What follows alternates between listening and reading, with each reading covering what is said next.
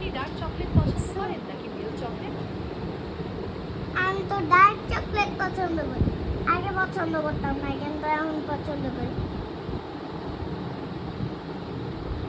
Dark chocolate পছন্দ করাটা দারুণ।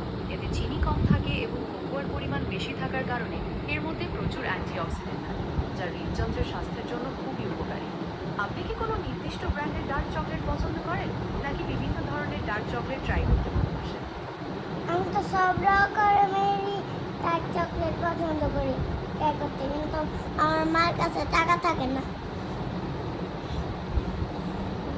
আর্থিক সীমাবদ্ধতার কারণে সবসময় দামি ডার্ক চকলেট কেনা হয়তো সম্ভব হয় না। তবে আপনি চাইলে স্থানীয় সুপার শপ বা মিষ্টির দোকানে খোঁজ নিয়ে দেখতে পারেন, অনেক সময় তুলনামূলক কম দামি ডার্ক চকলেটও পাওয়া যায়।